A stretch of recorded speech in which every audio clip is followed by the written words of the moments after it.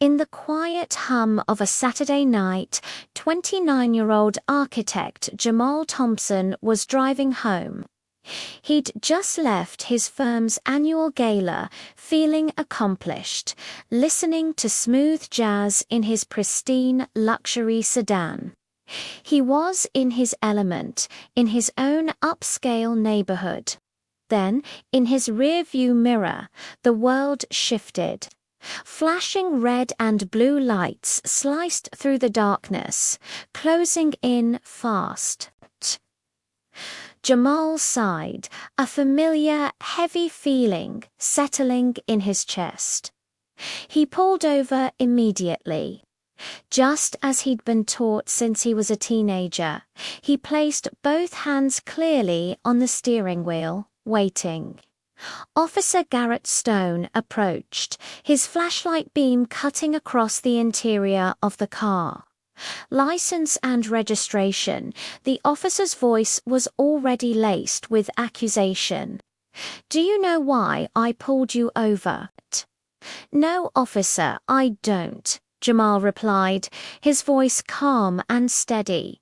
"My hands are on the wheel. I'm reaching for my documents now. Don't get smart with me," Stone snapped. His eyes scanned the car.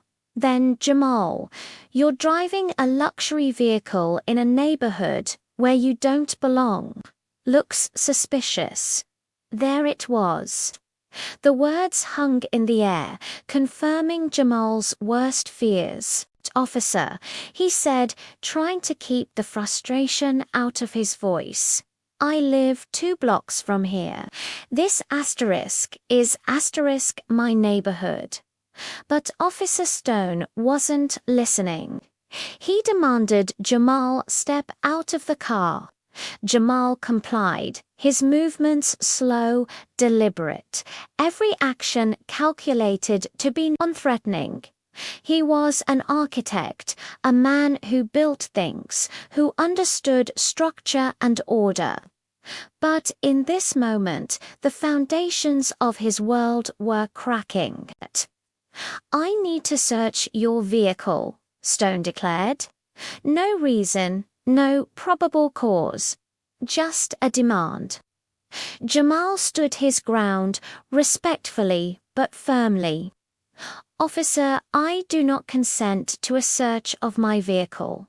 You have no probable cause." That was the trigger. Stone's face hardened. "Obstruction. You're resisting." He yelled, and in a swift, violent motion, he spun Jamal around, shoving him hard against the hood of his own car. The cold metal met Jamal's forehead with a sickening thud. "I am not resisting, officer." Jamal's voice was strained with pain and disbelief. "You cannot search my car without a cause." Stone ignored his pleas.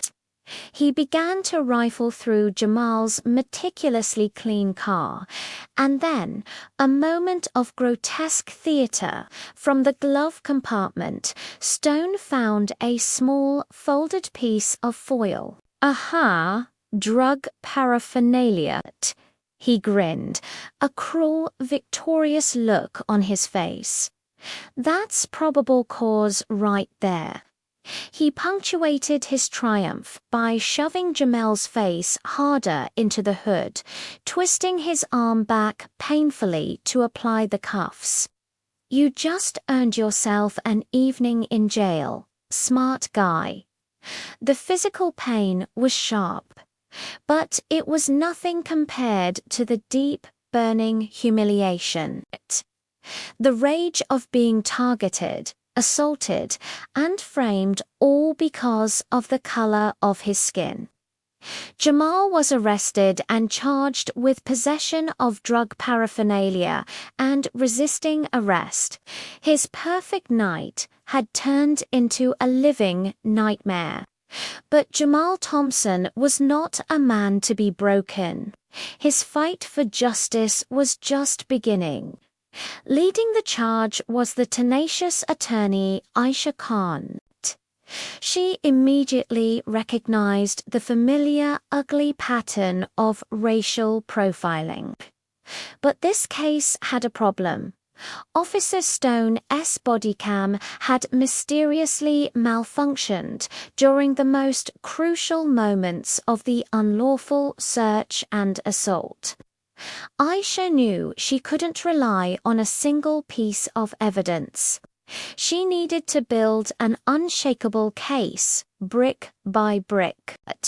First, her team launched a forensic traffic analysis. They pulled GPS records from both Jamal's car and Stone's patrol vehicle. The data told a damning story. Stone had followed Jamal for an unusual distance, making two completely unnecessary turns just to stay behind him. This wasn't a reaction to a traffic violation, this was a hunt. Stone was targeting the car and, by extension, its driver. Next, Aisha focused on the so-called evidence. The tiny piece of foil was sent for forensic testing. The results were inconclusive: no DNA, no fingerprints. Aisha brought in expert witnesses who argued that such a small, clean item, conveniently discovered during an illegal search in an otherwise immaculate car, screamed of being planted. But the final critical piece of the puzzle came from an unexpected source: a whistleblower from within the police department. A retired officer, haunted by his former partner's behavior, bravely came forward.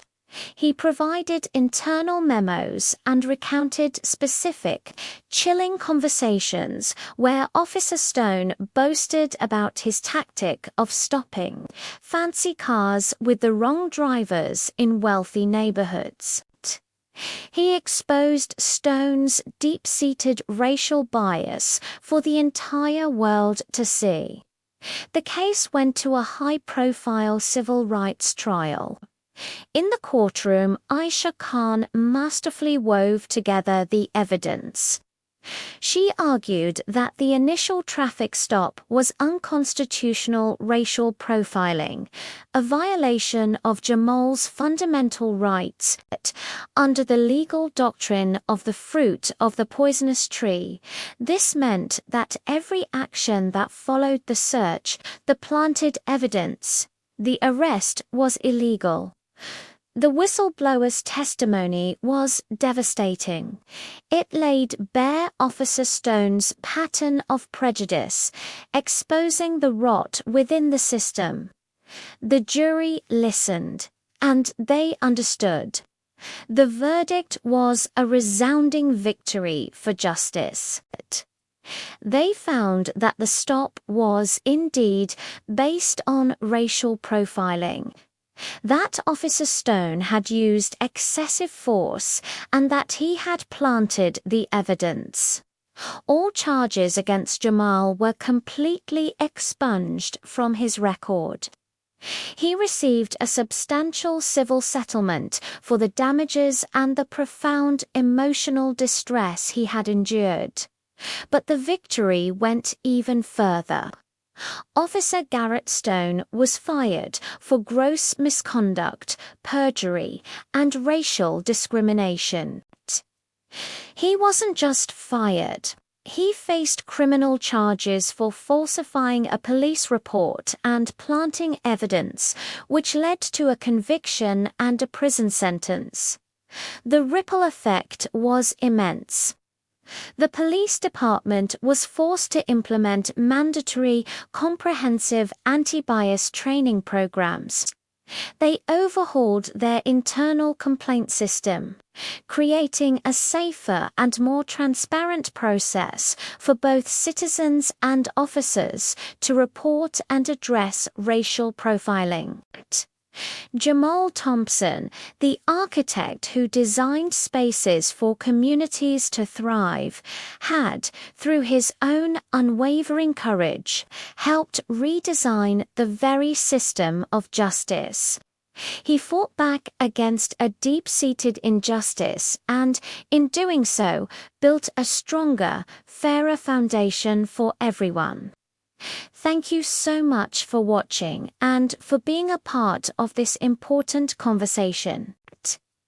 If this story moved you, please like, share, and subscribe to our channel for more content that seeks to uncover the truth and inspire change.